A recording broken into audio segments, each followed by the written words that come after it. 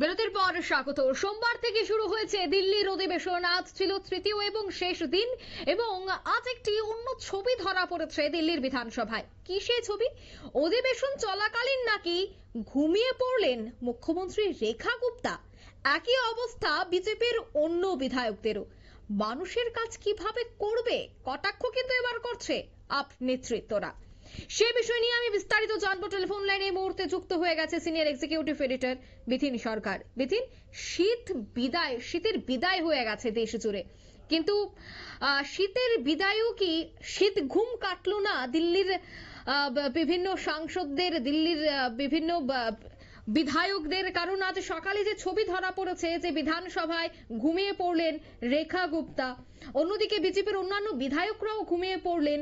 সেক্ষেত্রে কি মনে হয়, তারা এত প্রতিশ্রুতি দিয়েছে যে দিল্লিতে অনেক কাজ তারা করবে, কিন্তু তৃতীয় দিনেই তারা ঘুমিয়ে পড়লেন। তবে আগামী দিনের কাজ তারা কিভাবে করবে, কি বলবে বিষয়টা নিয়ে? দিল্লিবাসী তারা বিপুল ভোটে জয়যুক্ত করে 27 বছর পর তারা একটি সরকারকে সরিয়ে বিজেপিকে পুনরায় ক্ষমতায় বসিয়েছে। সেই জায়গায় দাঁড়িয়ে দিল্লিবাসীর বেশ কিছু আকাঙ্ক্ষা রয়েছে। একদিকে যেমন যমুনা নদীর দূষণ মুক্ত করা, দিল্লির বায়ু দূষণ কমানো, এর পাশাপাশি সামগ্রিকভাবে পুরনো দিল্লি, নতুন দিল্লি সহ যে গ্রেটার দিল্লির এলাকা রয়েছে সেখানে বেকারত্বের যে চাপ দিনের পর দিন বাড়ছে। রাজধানী, যে কোনো দেশের রাজধানী শহর বা রাজধানী রাজ্য, সেটাকে আমরা জানি যে বিশেষভাবে নজর দেওয়া হয় বেকারত্ব, অন্যান্য সমস্যা, এই সমস্ত বিষয়ের দিক থেকে। সেখানে দাঁড়িয়ে বিপুল ভোটে জয়যুক্ত হয়ে আসা একটি সরকার, তাদের কাছ থেকে আরো অনেক বেশি দায়িত্বশীল ভূমিকা আশা করে সাধারণ মানুষ। এটা বলার কোনো অপেক্ষা রাখে না। আমরা দেখেছি যে যেদিন শপথ গ্রহণ হলো সেই দিনই নতুন ক্যাবিনেট নিয়ে দিল্লির মুখ্যমন্ত্রী তিনি রেখা গুপ্তা পৌঁছে গেলেন যমুনা নদীর তীরে। সেখানে সন্ধ্যা আরতি হলো যমুনা নদীর, এবং তারপর দিন দেখা গেল যে ড্রেজিং এর কাজ শুরু হয়ে গেল যমুনা নদীর বিভিন্ন অংশে। এটা যেমন একটা বাস্তব, সেটা স্বীকার করতে হয়। পাশাপাশি আরো বেশি বেশি করে দায়িত্বশীল ভূমিকা পালন করতে হবে কিন্তু এই বিজেপি নতুন দিল্লির সরকারকে।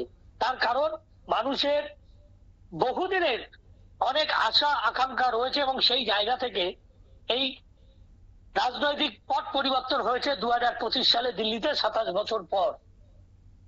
বহু দিল্লিতে, এমন দিল্লির মতো একটি জায়গা যেখানে দেশের রাজধানী, সেখানে নারী নিরাপত্তা নিয়ে প্রশ্ন ওঠে বারবার, সেখানে বিভিন্ন অসামাজিক কাজকর্ম নিয়ে প্রশ্ন ওঠে বারবার। দিল্লির পুলিশ অর্থাৎ আইন শৃঙ্খলা যেহেতু হোম মিনিস্ট্রির হাতে, এবং এতদিন যেহেতু বিজেপি বলে আসতো যে ডবল ইঞ্জিন সরকার, ডবল ইঞ্জিন সরকার, এই মুহূর্তে কিন্তু 27 বছর পরে দিল্লিতে সেই ডবল ইঞ্জিন সরকার। সুতরাং আগে যে সমস্যাটা দিল্লিবাসী দেখেছে যে পুলিশ নিয়ন্ত্রণ করতো কেন্দ্রীয় সরকারের হোম মিনিস্ট্রি, অথচ রাজ্যে রয়েছে আপ পরিচালিত একটি রাজ্য সরকার। কোথাও একটা যোগাযোগ বা মতানৈক্যের জায়গা থেকে অনেক সময় অভিযোগ উঠতো যে আইন শৃঙ্খলা ভেঙে পড়েছে, আইন শৃঙ্খলা ঠিক মতো রক্ষিত হচ্ছে না। সুতরাং এই বর্তমান বিজেপি সরকারের ওপর কিন্তু অঙ্কিতা দিল্লিবাসীর অনেক আকাঙ্ক্ষার পাহাড় জমে রয়েছে। সেই জায়গায় দাঁড়িয়ে এখন বিজেপির তরফ থেকে বলা হচ্ছে যে যেহেতু অন্য একজন বক্তব্য রাখছিলেন মুখ্যমন্ত্রী, চোখ বন্ধ করে সেই বক্তব্য গভীর মন দিয়ে তিনি শুনছিলেন।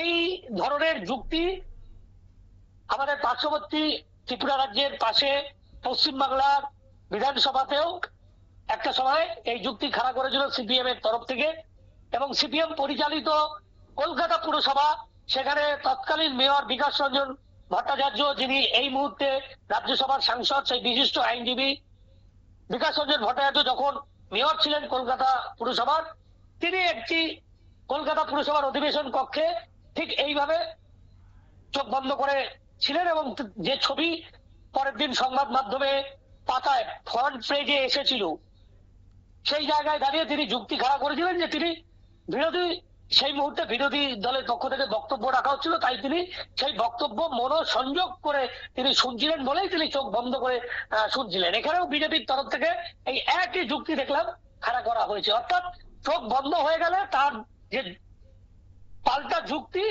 যে অজুহাত, সেটা হচ্ছে এই যে আমি চোখ বন্ধ করে মনোসংযোগ করে একাগ্র চিত্তে আমি যে বক্তব্য রাখছিলেন তার বক্তব্য আমি শুনছিলাম।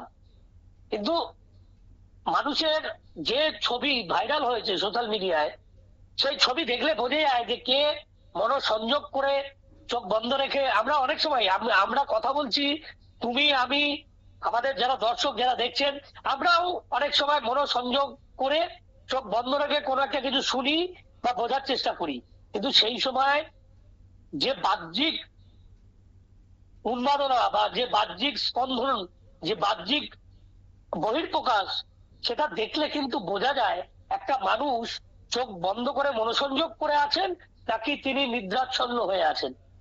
তাই ছবি কথা বলে।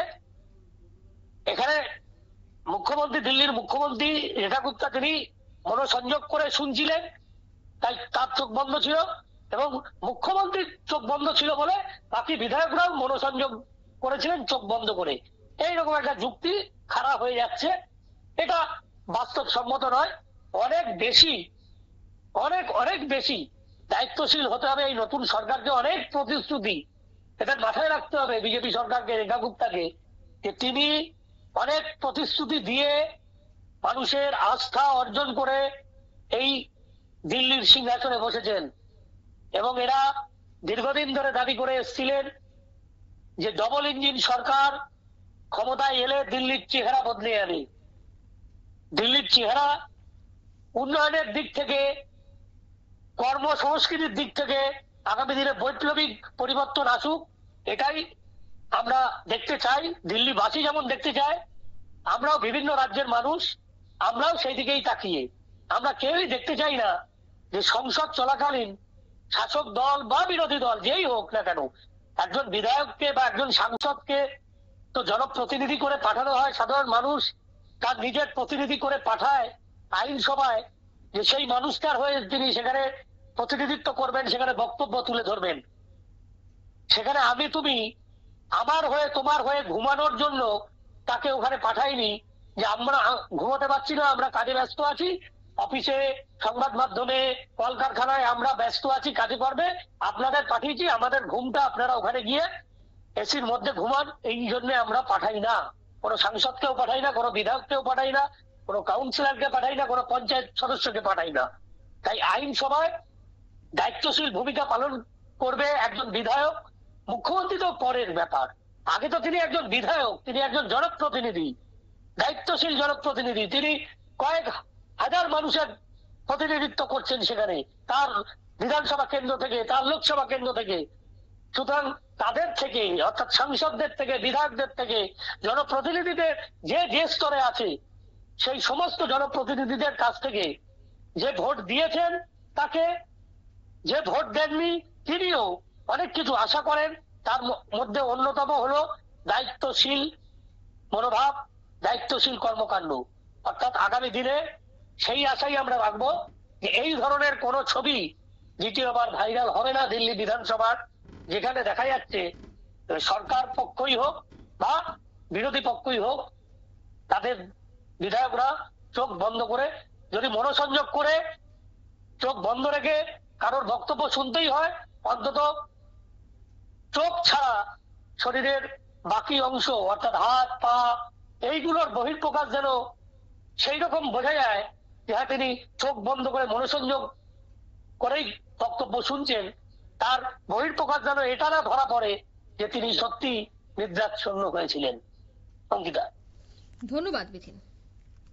অর্থাৎ মানুষ এর কাজ করতেই বা মানুষের কথা তুলে ধরতেই তাদের এই অধিবেশনে আলোচনা হয়, কিন্তু সেই অধিবেশনেই দেখা গেল যে দিল্লির নতুন মুখ্যমন্ত্রী রেখা গুপ্তা তিনি নিদ্রায় আচ্ছন্ন, তিনি শীত ঘুমে আচ্ছন্ন, এমনটাই কিন্তু এখন সোশ্যাল মিডিয়ায় রীতিমতো শেয়ার হচ্ছে, এবং এই বিষয়গুলিকে কটাক্ষ করছে বিরোধীরা। আপের পক্ষ থেকে আপের যে বিভিন্ন সোশ্যাল মিডিয়া পেজ রয়েছে সেখান থেকে আপলোড করা হচ্ছে, শেয়ার করা হচ্ছে। বিরোধীরা সেই ছবিগুলিকে দেখে কটাক্ষ করছে, প্রশ্ন তুলছে যে সাধারণ মানুষের বক্তব্য আপনারা কখন তুলে ধরবেন, আপনারা তো ঘুমেই ব্যস্ত। এই সমস্ত কমেন্ট, এই সমস্ত বক্তব্য কিন্তু বিরোধীরা এবার করতে শুরু করেছে, কটাক্ষ করতে শুরু করেছে। নিয়ে নিচ্ছে ছোট্ট একটি বিজ্ঞাপন বিরতি, সঙ্গে থাকুন।